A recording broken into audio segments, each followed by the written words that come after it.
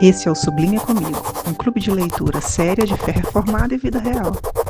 Episódio 4 do livro Isto é Filtro Solar, o prazer como satisfação e o artista como barômetro do mundo. Aí ele começa sobre a busca da satisfação, o prazer como experimento. No capítulo 2 de Eclesiastes, ele fala dessa busca, eu apliquei meu coração em tudo aquilo que me dá prazer. E o Emílio Garofalo cita o livro do Duris, que é a biografia, né, contando a história da amizade do Tolkien e do Lewis, que é o Dom da Amizade. E aí ele cita uma parte que fala: somos dominados por uma falta de lar e, no entanto, por uma aguda percepção do significado de lar. Gente, isso é tão a gente. Nós somos dominados por uma falta de lar, uma falta de lugar no mundo. A gente está tentando se encaixar, mas a gente tem uma percepção muito latente do que significa lar. Então, nós sabemos que há um lar, mas a gente se recusa a voltar para ele, ao mesmo tempo que a gente busca lugares para chamar de lar. Está na página 93 do nosso livro Isso é Filtro Solar. E aí, aqui,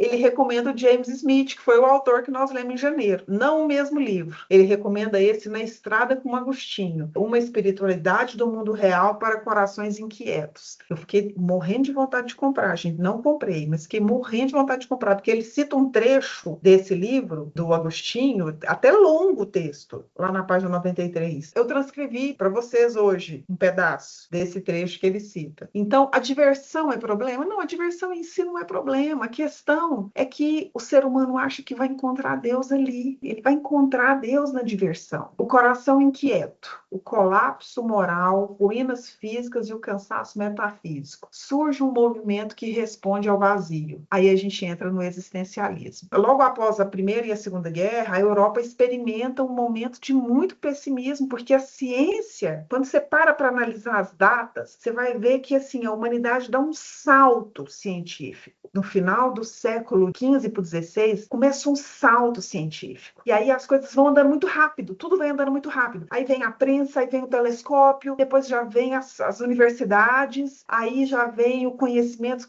difundindo. Então há um crescimento da sensação de que a ciência vai trazer descanso, segurança. Então, tudo isso colapsa com uma guerra terrível, que foi a Primeira Guerra, e depois com uma pior, que foi a Segunda Guerra. Então há um pessimismo, uma crise de sentido, um pessimismo antropológico, aí começa um movimento de desconfiança das estruturas tradicionais. E a proposta, nesse caso, é uma liberdade radical. Então, o Emílio cita dois nomes. Ele cita o Karl Jaspers, que é um filósofo alemão que também ele é judeu. Ele era muito amigo, inclusive, de um filósofo que chama Martin Heidegger, que até depois ficou alinhado com o nazismo, e ele e Jaspers brigaram. Eles também eram amigos daquela filósofa Hannah Arendt. E o Jaspers, ele era psiquiatra também, e ele escreve a respeito dessas, como que situações limites, como sofrimento, culpa, morte, revelam o significado da existência. Nós estamos falando aqui do existencialismo. E, inclusive, nesse mesmo período, vocês estão lembrando a Edith Stein, que ela morreu num campo de concentração. Ela foi assistente de um filósofo que é dessa época, que é considerado o pai do existencialismo, que é o Russell. Aí começa, né? A ciência não resolveu, olha só, nós entramos numa guerra terrível, destruidora, completamente sem sentido, e aí começa esse movimento pessimista e a alternativa é uma liberdade radical, e aí vem o Sartre, que é um filósofo francês, com essa tese de que a existência precede a essência. Então, na natureza não tem nada dado, o homem constrói a si mesmo a partir de suas escolhas. Isso parece uma coisa de hoje, né? Então, surge um novo imperativo: faça sua existência ter significado a partir das suas ações. Então, a autorrealização passa a ocorrer na escolha, na ação, na experiência e muitas vezes na diversão como fuga da angústia. Quando eu estava estudando esse período lá no filosófico, alguns estudiosos escreveram falando do frenesi